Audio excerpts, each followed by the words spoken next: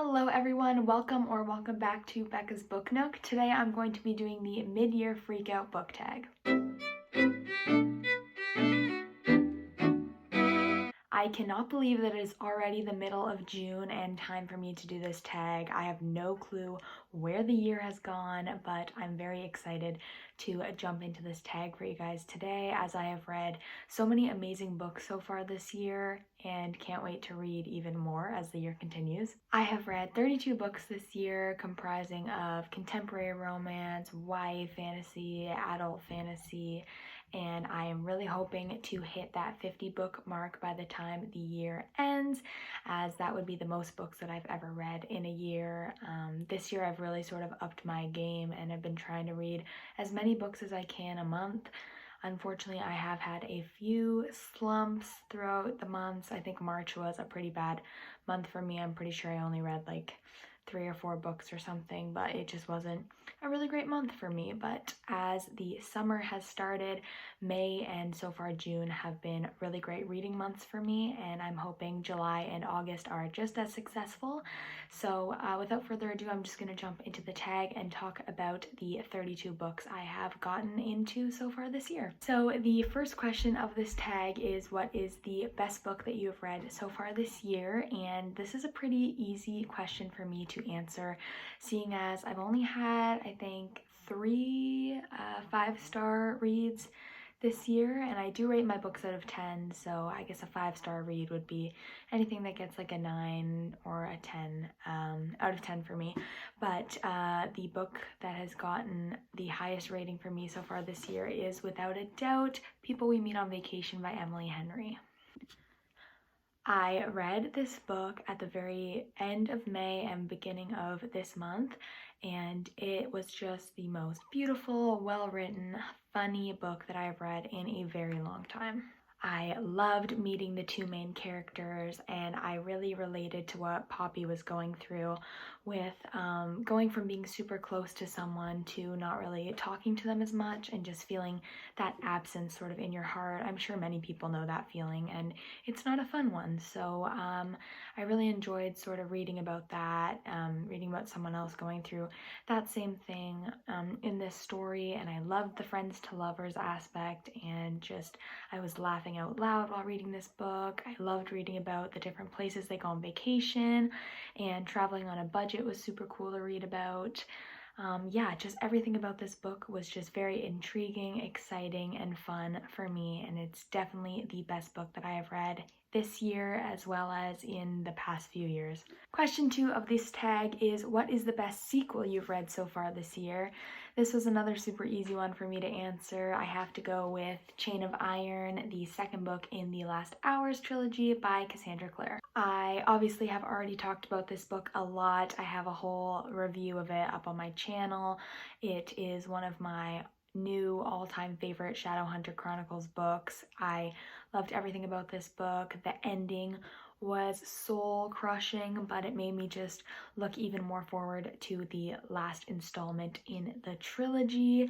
Cassandra Clare outdid herself with this book. It was funny, it was steamy, it was heartfelt, it was heartbreaking. She just really went above and beyond with this book, and this was another one of my 5-star reads so far this year.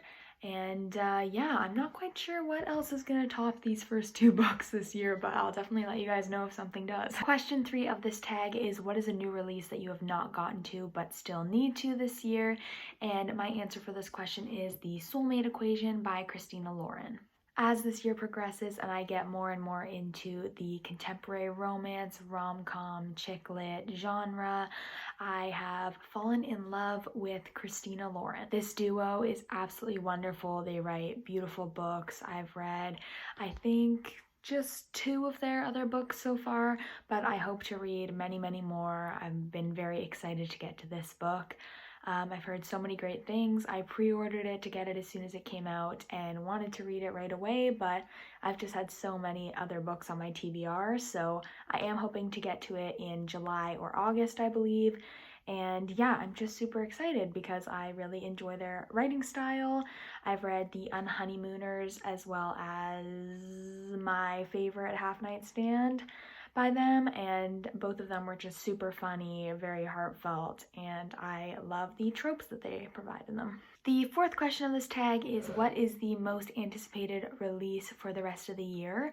And my most anticipated releases are two contemporary romances. We have The Heart Principle by Helen Huang and Just Haven't Met You Yet by Sophie Cousins. I have yet to read any of Helen Huang's books. I have The Kiss Quotient, and I do want to get her other one that the name is slipping my mind at the moment, but I've heard so many The Bride Test? Maybe? Anyway, sorry. I've heard so many amazing things about Helen's books, and I'm just very excited to get into them because they deal with things like OCD and autism, and I find that really interesting, and it's so great when authors bring awareness to those sort of disorders, and I'm very interested to see what she does with them in her books. The other one, Just Haven't Met You Yet, I just like the premise of it. It sounds like a rom-com movie that I would enjoy, so I always get excited about books that have tropes that I would enjoy, I guess. So I'm really looking forward to those two, as well as honestly any other books that come out this year. I get excited about anything, so I can't wait to see what all these authors have in store for us for the remainder of 2021. Question 5 of this tag is, what was the biggest disappointment of the year for you so far? I have 2 answers for this question, and neither of the books are presently with me. But the 2 books are In 5 Years by Rebecca Searle and Love Your Life by Sophie Kinsella. In 5 Years was a book that I just found when I was randomly shopping at Walmart one day, and the premise seemed super exciting and interesting to me, so I picked it up and gave it a read. I was very disappointed when the plot turned very dark and sad all at once, and we were suddenly supposed to be rooting for the main character to get with her dying best friend's boyfriend. It was a very odd premise to me, and I really didn't enjoy it. And then at the end, she just doesn't even end up with who you're supposed to. It just really didn't make any sense to me, and I was really not a fan. It was a big disappointment for me. So yeah, not a huge fan of that one. Love Your Life was the first Sophie Kinsella book that I picked up, and as I am getting into contemporary romance, she is a pretty big author of the genre, and I was looking forward to trying out one of her books.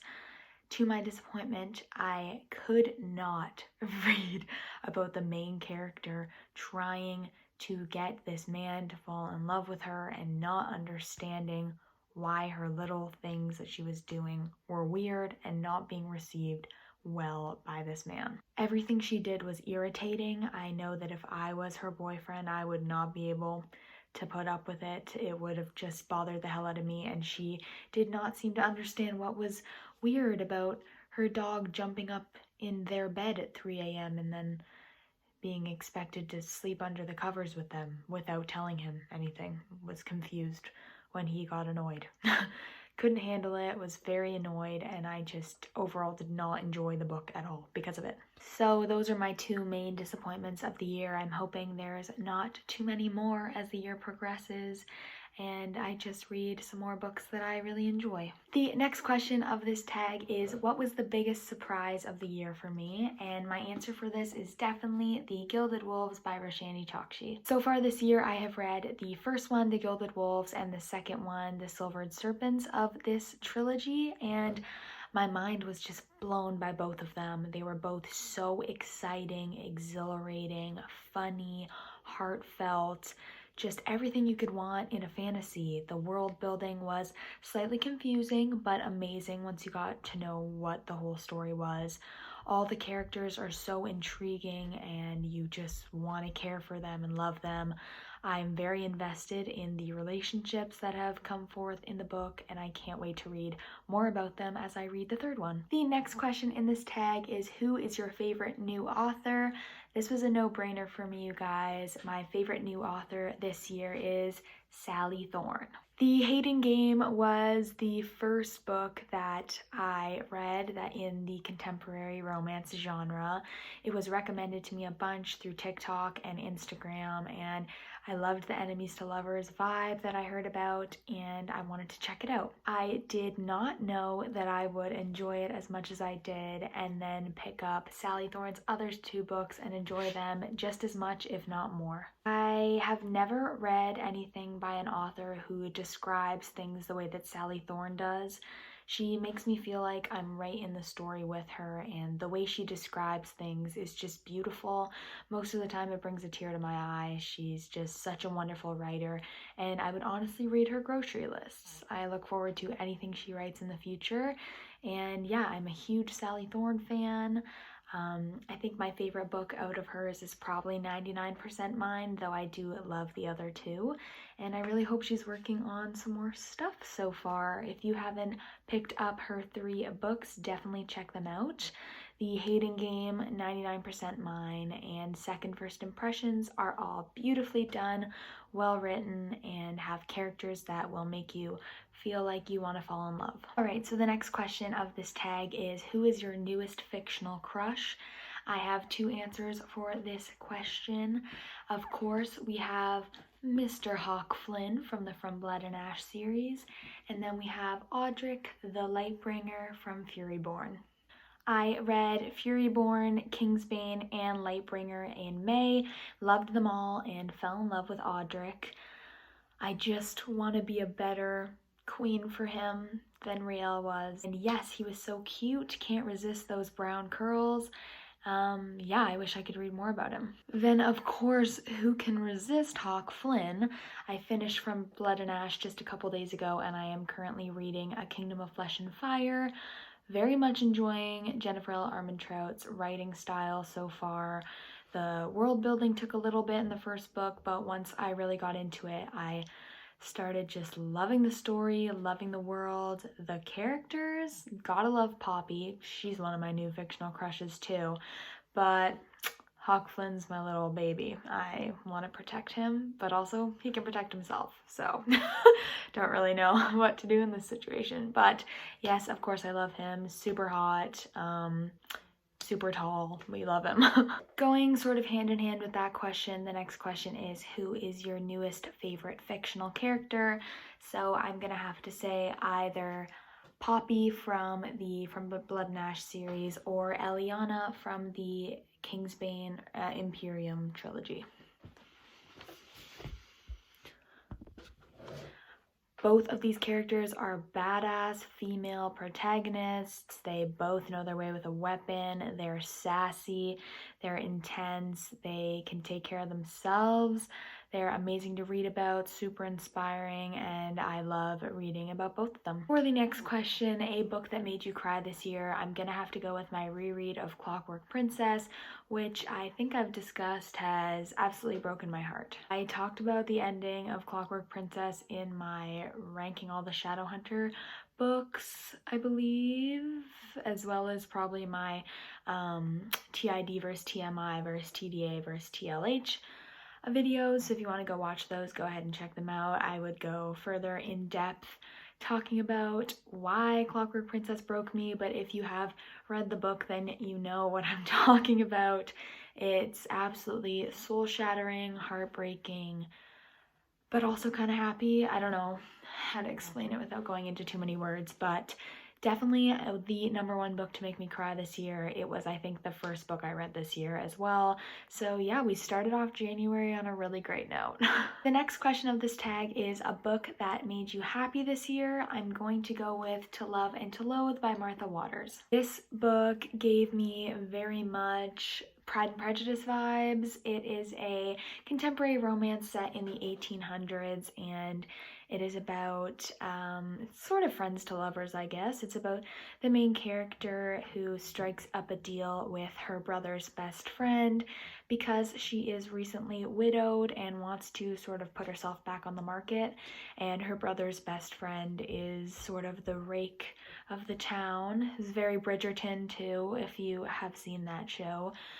So they strike up a deal and get into this arrangement, and Eventually, of course, they fall in love. That's what Friends to Lovers is. It's pretty predictable, but the story in itself was very sweet and heartwarming, and I love anything set in the 1800s, so it definitely put a smile on my face, and I really enjoyed reading it. So make sure to pick up Martha Waters' stuff. I have her other book up there, To Have into Hoax, I think it's called. I have yet to get into that, but look forward to later this summer. The next question of this tag is, what is the most beautiful book you've gotten this year? And I think I'm going to go with Better Than the Movies by Lynn Painter.